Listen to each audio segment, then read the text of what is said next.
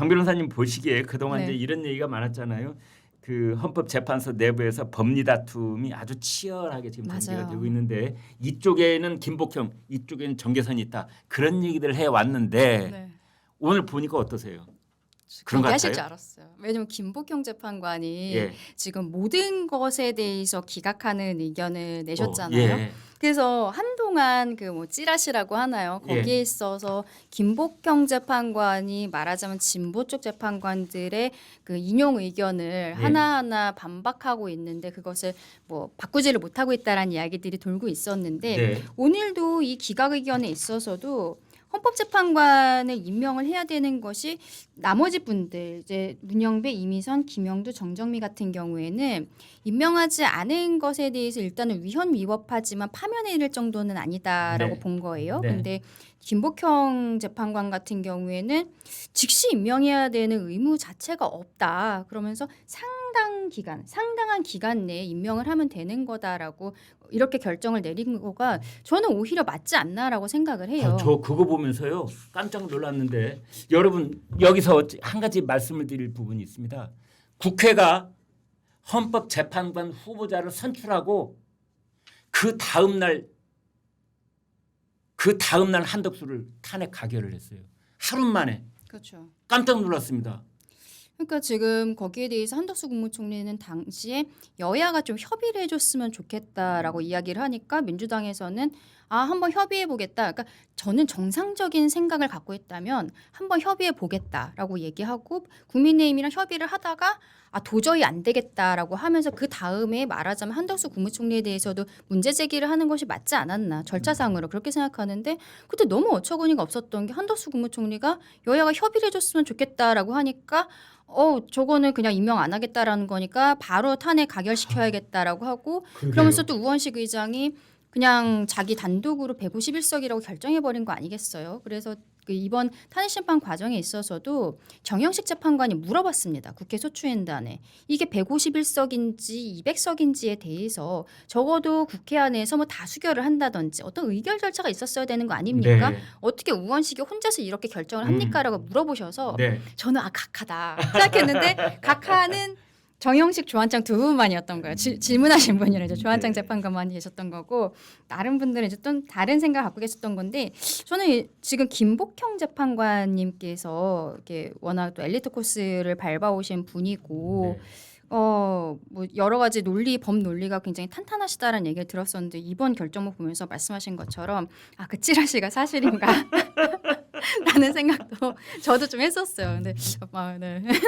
여러분 작년에 이거는 오늘 아침 헌법재판소 결정문에 나와 있는 구절입니다. 2024년 그러니까 작년 12월 26일 오후 2시 56분 국회가 세 사람의 헌법재판관을 선출을 해놓고 그 다음 날인 12월 27일 오후 4시 37분 한덕수 총리에 대한 탄핵소추안을 가결시켰습니다. 그러니까 얼추 계산하니까 24시간하고 1시간 한 몇십 분 만에 가결한 겁니다. 26시간? 아니 이건 이진숙보다 더 했어요. 이진숙 방통위원장은 뭐 임명받고 하루 만에 그때 이틀 만에 참 탄핵소추 가결했는데 이진숙 방통위원장은 이틀 걸렸는데 한덕수 총리는 이틀이 하루 딱 지나고 나서 바로 탄핵을 가결을 하니 이것에 대해서 이제 김복형 재판관은 그러므로 위반이라고 볼 수가 없다. 그렇죠. 이게 굉장히 논리적인 게 26시간 동안에 이 후보자들에 대한 뭐 검증이라든지 이런 것들을 할 시간이 전혀 없는 거잖아요. 그래서 이 재판관도 헌법재판관의 자격 요건 구비나 선출 과정에서의 뭐 법 위반 이런 걸 검토할 상당한 기간이 경과했다라고 단정하기 어렵다라는 거예요. 저는 이것이야말로 오히려 정말 우리 국민들의 눈높이에 맞는 결정이지 않나. 그리고 그 얘기도 있습니다. 재판관 선출 통지 후 피청구인 즉 한덕수에 대한 탄핵소추안이 가결될 때까지 국회가 선출하는 사면을 재판관으로 임명하지 않겠다는 거부 의사를 밝힌 적은 없는 점. 아 그렇군요. 네, 이것까지도 다 들어가 있어요. 네. 근데 이제 앞서 얘기했던 그 네 분 같은 경우에는 그 이전에 한덕수 국무총리가 이야기했던 것들이 뭐 여야 합의라든지 이런 것들이 일단 임명에 대한 거부 의사가 있었다. 그것이 이제 지속되고 있다라는 전제 하에 판단을 하셨던 거거든요. 네. 근데 저는 오히려 김복형 미리 재판관이 뭐 요 종합적 시간, 판단을 했다. 예, 뭐 그런 요 기간 동안에 있었던 일들을 더 구체적으로 보신 것이 아닌가라고 생각합니다. 네. 그런데 아까 이제 말씀 주신 정계선 이른바 예. 이번 이제 판결에 있어서 가장 왼쪽에 서 있다는 것을 이제 공공연하게 드러내 보인 정계선 재판관이 한 말이 이건 제가 간접적으로 인용하는 게 아니고요. 본인이 나는이라는 주어로 시작되는 문장입니다.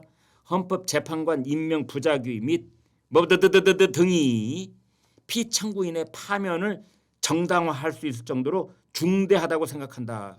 이제 이렇게 했는데 제 강 변호사님께 여쭤보고 싶은 것은 네. 파면에 이를 정도로 중대하다 했을 때 그 중대하다 이건 완전히 자의적인 판단인가요? 자의적이라고 표현할 수 없지만 재판관의 재량이 있는 판단인 것이죠. 그래서 재량이 우리가 자의적이라는 말 아닙니까?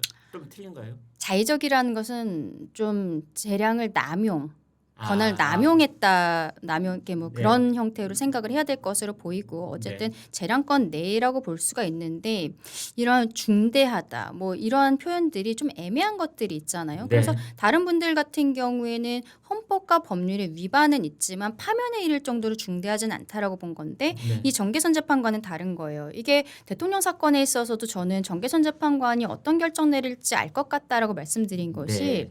대통령의 비상계엄이 어쨌든 헌법에 정해져 있는 대통령의 권한이지만 그 권한을 행사하기 위해서는 그 상황적인 것으로서 전시, 사변, 이에 준하는 국가 비상사태라는 것이 있어야 되는 것이거든요. 그리고 이제 계엄법으로 들어왔을 때는 행정과 사법의 완전한 마비 이런 표현들이 또 있습니다. 네. 그러면 대통령 입장에서는 국가 비상사태라고 생각을 한 것이고 네. 그리고 행정과 사법의 마비가 되었다는 거는 민주당의 폭주 뭐 네. 탄핵안이라든지 뭐 특검이라든지 이런 것들로 뭐 완전히 국정이 마비되어 있었잖아요. 이런 네. 것들이 국가 비상사태다라고 지금 본인은 판단했다라는 건데 네. 근데 이제 뭐 국가 비상사태라는 것에 대한 단어를 저는 위헌 위법하다고 판단할 가능성 저는 있다라고 생각을 해요. 지금 대통령이 비상계엄을 선포한 과정에 있어서 그런데 그것이 파면에 이를 정도인가 중대성이 있는 것인가에 대해서는 저는 의문점이 있거든요. 네. 그것은 아니다라고 생각을 합니다. 네. 대통령이 판단을 한 민주당이 그러한 폭주라는 것이 객관적으로 있었던 일이지 않습니까? 그리고 비상계엄 이후에도 민주당의 폭주는 전혀 줄어들지 않았고 한덕수 국무총리 사건 그리고 감사원장, 검사 3이 사람들도 대응도 하겠다고 네, 했으니까. 그 뒤에 했던 거거든요. 네. 탄핵안 발의를 그 뒤에 했었던 것이죠. 그리고 예산안 정국도 지금까지 뭐 경색되어 있는 부분들이 있고 이런 것들을 봤을 때는 파면에 일 정도로 중대하지 않다라고 저는 생각을 합니다만 네. 정계선 재판관은 오늘 나온 결정문을 봐도 본인은 이제 파면을 정당화할 수 있을 정도로 중대하다고 생각한다고 보는 거잖아요. 그러면 대통령 사건에 있어서 전시사변에 준하는 국가비상사태 이런 것들에 있어서의 법적인 판단을 했을 때 다른 분들 같은 경우에는 위헌 위법하다고 생각을 해도 파면에 이를 정도는 아니다라고 생각할 가능성이 저는 꽤 높다고 보지만 네. 근데 이분은 이제 이미 마음은 다 굳히신 게 아닌가라고 왜냐면요, 생각하는 저는 거죠. 이런 생각이 있어서 저 여쭤본 겁니다. 사실은 그 국무총리 대행을 맡고 있는 국무총리를 탄핵 소추하고 결정을 내리는 게 우리나라 헌정사에 처음 있는 일이거든요. 그렇죠. 그렇다면은 무릇 헌법 연구관을 여럿 거느리고 있는 재판관이라면 자신의 판단의 근거를 몇 가지는 얘기해야 되지 않았을까. 비슷한 사례를 우리나라하고 사이즈가 비슷한 해외 사례를 좀 얘기를 한다든지 또는 헌법 입헌 과정에서 그 법을 만들었을 당시의 상황에 대한 고찰이 좀 있어야 된다든지. 그런데 앞팔을 완전히 잘라버리고 그냥 등등등등등등 법률 위반이 인정되므로 나는 이것이 파면에 이를 정도로 중대하다 해버리니 이거는 완전히 정말 엿장수 마음인가 하는 생각이 들 정도거든요. 그러니까 지금 본인이 생각하는 중대성이 왜 있다라고 하냐면 네. 대통령이 직무정지가 되어 있기 때문에 국가적 혼란 사태가 있다라는 거예요. 네. 그래서 국가적 혼란을 신속하게 수습하여야 할 의무가 네. 권한대행에게 있는데 네. 이렇게 뭐 헌법재판관을 임명하지 않은 이러한 행위가 오히려 이러한 혼란들을 더 가중시켰던 거 아니에요? 논란을 증폭시키고 혼란을 가중시켰다라고 본 것인데 저는 이것은 굉장히 좀 자의적인 판단이 아닌가라고 그 혼란 생각합니다. 가중이 헌법재판관 임명 안 해서 가중되는 건지 임명하면 그 좌파 생각을 노골적으로 드러내온 헌법재판관이 들어가서 국가를 더 혼란의 구렁텅이로 빠뜨릴 것인지 뭐 그렇죠. 이런 것들을 하려면 앞에 있었던 무슨 판례라든지 외국의 사례라든지 뭐가 좀 있어야 되지 않는가. 일단 이런 우리나라에서는 이런 일이 없었기 때문에 끌어올 것이 없었을 것이고 네. 해외 사례도 뭐 거의 없지 않았을까 싶습니다. 그리고 그 얘기를 하면은 마은혁 후보자에 대해서 지금 민주당이 계속 오늘도 이제 네. 뭐 당장 임명하라고 막 얘기하고 있잖아요. 예. 근데 마은혁 후보자를 민주당이 계속적으로 이렇게 이야기하는 거는 결과적으로 마은혁이 헌법재판소 재판관으로 들어갔을 때 어떤 결정을 내릴지 본인들은 알고 있다라는 거 아니겠어요? 그러게 말이에요. 그렇기 때문에 이 사람을 계속적으로 이렇게 압박을 넣고 있는 것인데 네. 저는 그러면 그럴수록 오히려 지금 한덕수 권한대행으로 돌아왔지만 네. 한덕수 권한대행과 국민의 입장에서는 이것을 받지 말아야겠다라는 그런 이유가 하나 더 생기는 거예요. 왜냐하면 민주당과 마은혁은 지금 거의 한 몸이라고 봐야 된다고 저는 생각하거든요. 아 예. 그런 상황이면 이 사람이 들어가서 어떤 결정을 할지 이 사람의 정치적 성향이 어떤 것인지 빤히 보이고 있는 상황에서 이 사람을 바로 넣을 수는 없는 거죠. 마은혁 후보자에 대해서 임명하지 않은 것이 권한쟁의 결정에 있어서 국회 그 선출권을 침해한다라고 나왔는데 마은혁이란 이름이 들어간 거는 그때 민주당에서 이제 추천을 한 사람이기 때문인 거예요. 근데 네. 저는 꼭 마은혁이라는 사람에 대해서 이렇게 집착을 할 필요가 있는가? 그럼 결과적으로 국민의힘 입장에서는 왜 이 사람을 임명하면 안 된다라고 얘기하냐면 과거의 전력이 도대체 그냥 법관도 아니고 대한민국 헌법재판소 재판관으로서 이런 전력을 갖고 있는 사람이 들어가도 되는 것인가? 네. 많은 국민들께서 굉장한 의구심을 갖고 계시거든요. 네. 그러면 저는 민주당이 뭐 당장 내일까지 임명해 이렇게 이야기할 것이 아니라 국민의힘으로 하여금 마은혁이란 사람에 대해서 검증할 수 있는 시간을 줘야 된다고 저는 생각을 합니다. 예. 그런데 마은혁 후보자에 대해서 청문회가 끝난 건 맞아요. 네. 그런 건 맞지만 어쨌든 국회라는 것이 있는 이유가 법 외의 방법으로서 어쨌든 활동을 할 수 있다라는 거 아니겠어요. 네. 그러면 국민의 입장에서 마은혁 후보자에서 뭐 청문회 비슷한 형태든 어떠한 형태든지 간에 한번 검증을 거치고 그리고 검증했더니 이 사람이 우리가 알고 있던 것보다 이제 지금으로서는 괜찮습니다라고 오케이 하면 그냥 임명을 하면 되는 거고 네. 정말 아니다. 여기에 대해서 우리 국민들께서도 받아들이기 어렵다라고 하면 민주당이 다른 후보자를 검토하는 것도 저는 생각해야 된다고 보거든요. 네. 그런데 민주당은 다른 형태의 방식에 대해서 아무것도 생각하지 않아요. 그저 그 결정문에 마은혁이란 사람이 있기 때문에 이 판결이 기속력이 있으니까 그대로 해라고 이야기하지만 판결이 있다라고 해서 그대로 해야 된다면 국회가 왜 필요합니까? 국회는 대화를 하고 다른 방식을 모색하고 타협할 수 있는 기관 아니겠어요? 저는 그 부분이 굉장히 아쉽다라고 생각을 합니다. 어쨌든 마은혁 후보자에 대해서는 저는 한덕수 국무총리도 이러한 검증 과정에 대해서 보장받지 못하는 한에서는 절대로 임명을 하면 안 된다고 생각하고 민주당이 마은혁에 대해서 저렇게 압박을 하면 할수록 같은 한 몸이라는 생각이 더 강하게 들고 그래서 그러한 이유 때문에 더 안 된다라고 생각합니다. 네. 오늘 아침에 한덕수 총리가 이제 여기 정부 청사로 네. 출근을 해서 이제 회전문 통과해서 딱 들어오니까 도어 스태핑 네. 이제 질문을 주고받는데 이제 자 여기까지 얘기하고 떠나려고 했는데 어떤 기자가 딱 네. 질문을 하더라고요. 마은혁은요? 딱 웃더라고요. 그러니까 한 총리가 다음에 뵙겠습니다. 그리고 네. 이렇게 이제 지나가더라고요. 그러니까 한 총리가 지금 마은혁에 대해서 미음자도 아직은 꺼낼 단계가 아닌 거죠. 전혀 아니라고 생각하고요. 예. 저는 국민의 눈높이에 맞는 우리 국민들께서 저 사람을 대한민국 헌법재판소 재판관으로서 받아들이겠다라는 그러한 절차들이 진행되지 않는 이상은 절대로 임명할 수 없다라고 생각합니다. 네. 지금 야권이 우리나라 대통령, 총리, 감사원장 등등을 포함한 네. 29건의 탄핵 소추 발의가 있었고 그중에 13건이 국회를 통과를 해서 헌재로 넘어와 있는데 이제 그 13건 중에 9건의 결론이 나왔고 네, 그것은 구전구패입니다. 그렇죠. 민주당은 사과해야 되는 거 아닙니까? 사과 정도가 아니라 저는 진짜 석고대죄해야 된다고 생각하는데 예. 지금 전혀 그럴 생각들이 없는 거잖아요. 뭐 이재명 대표는 당장 오늘 뭐 국민이 납득하겠나 뭐 이렇게 또 그쵸. 그러고 나왔대요. 뭐 그건 전 이재명 대표는 굉장히 좀 독특한 사람이라고 생각을 하는데 그걸 조금 이따 다시 얘기를 하고 네. 만약에 민주당이 정상적인 생각을 가지고 있는 그런 정당이라면 네. 한덕수 국무총리가 돌아올 것이다라는 것은 많은 민주당 쪽 패널 분들 그리고 민주당 쪽의 그 진보 쪽의 법조인들도 많이 예상을 했던 거였어요. 네. 그럼에도 불구하고 지난주에 최상목 당시 권한대행에게까지도 탄핵을 이제 보고한 거 아니겠습니까? 네. 이런 것들이 저는 우원식 국회의장이 그 최상목 권한대행에 대한 탄핵 보고를 위해서 지금 본회의를 열어야 되는 거잖아요. 지금 네. 27일로 잡혀 있는데 그 전에 기일을 뭐 한 번 더 잡지 않겠느냐라고 이해하지만 네. 우원식 의장이 좀 진행을 안 해줄 것이라고 생각을 하는데 네.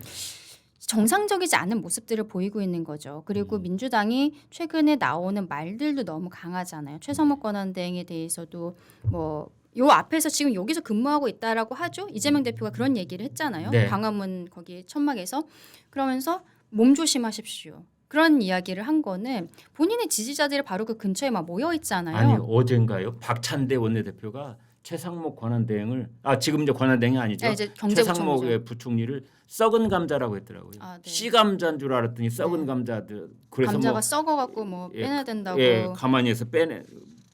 참 정말. 근데 이렇게 극단적으로 나가고 있는 것들이 민주당이 지금 좀 불안하다는 방증을 보여주는 것이라고 생각하는데 이게 대통령 탄핵 심판 결과가 어떻게 나오던지 간에 저희 국민의 입장에서는 당론으로서 이것을 일단은 수긍을 하고 그리고 우리 국민들이 이제 어떻게 하나로 만들 것인가 거기에 대해서 고민하는 것이 여야 정치인들이 해야 될 일이라고 생각을 하는데 최근에는 오히려 민주당 측에서 대통령의 구속 취소로 이제 석방된 이후부터 굉장히 발등에 이제 불이 떨어진 것 같아요. 네. 근데 말이 너무 강한 거죠.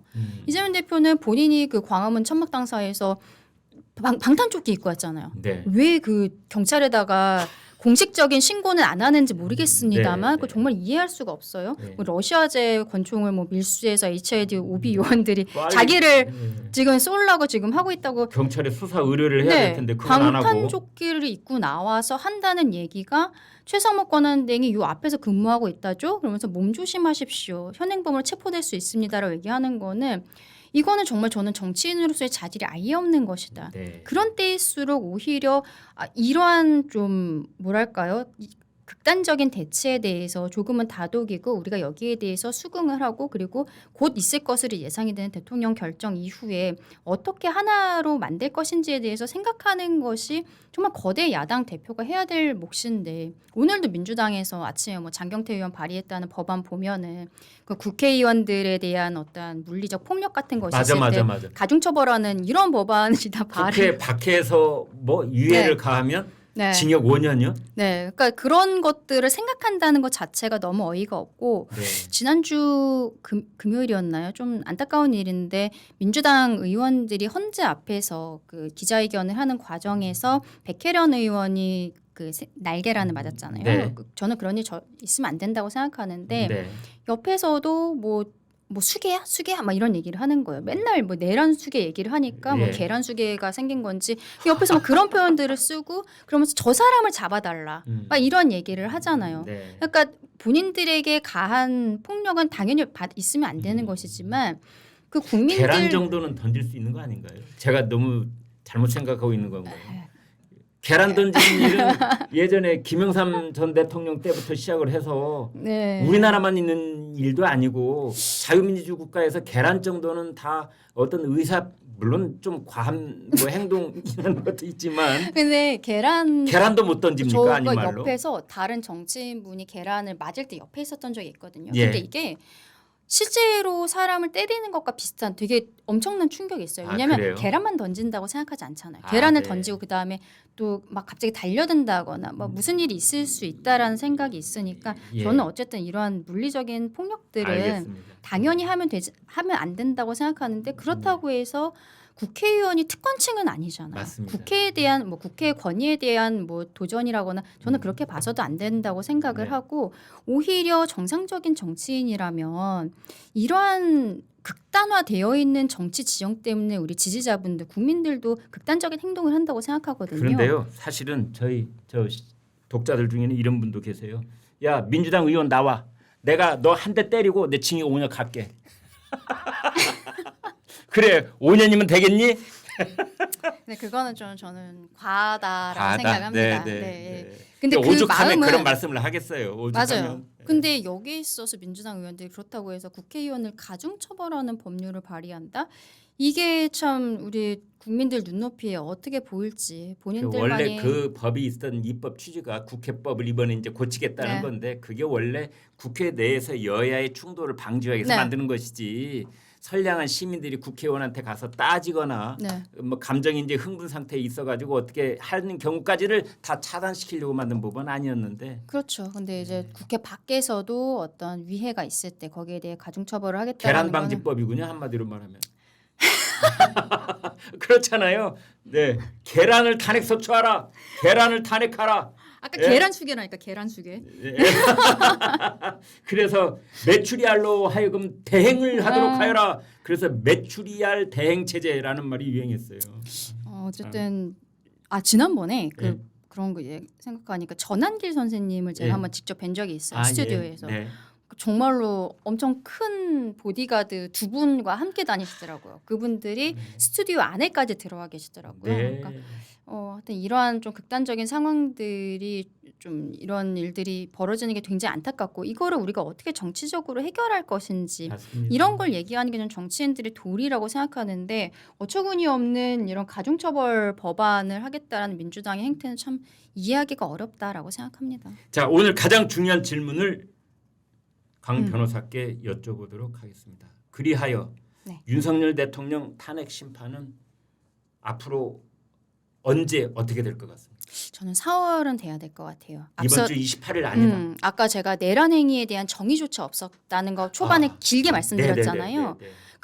그게 되게 중요하거든요. 내란 죄를 철회한 부분 그리고 그렇다면 내란 죄가 빠졌을 때 내란 행위라는 것을 어떻게 헌법재판소가 나름대로 정의를 내릴 것인가 이거를 봐야 되는데 아예 그 얘기가 없는 거예요. 그냥 국무회의에 헌법재판소가 지금 공식적으로는 입도 뻥끗하지 못할 상황이 있는 것이다. 그렇죠. 하. 내부적으로 거기에 대해서 우리는 내란 행위가 이렇다라고 정의를 하고 그 다음에 여기에 대한 이야기들이 쭉 들어가야 되는데 네. 아예 그 언급 자체가 없다는 건 그동안에 뭐 증인신문이나 이런저런 것들을 했지만 형사적인 형법에서의 내란 죄가 아닌 헌법재판소에서 보고 있는 내란 행위가 무엇인가에 대해서 아직까지도 헌재 그 재판관들 내에 합치되는 의견이 없었던 것이 그게 아닌가라고 없다면 생각하거든요. 대전제에 대한 합치된 의인이 없다면 그 뒤에 이어지는 진술들은 공해질 수밖에 없잖아요. 그렇죠. 그러니까 네. 저는 오늘 결정을 봤을 땐 대통령 사건은 좀 시간이 더 걸릴 것 같다. 4월로.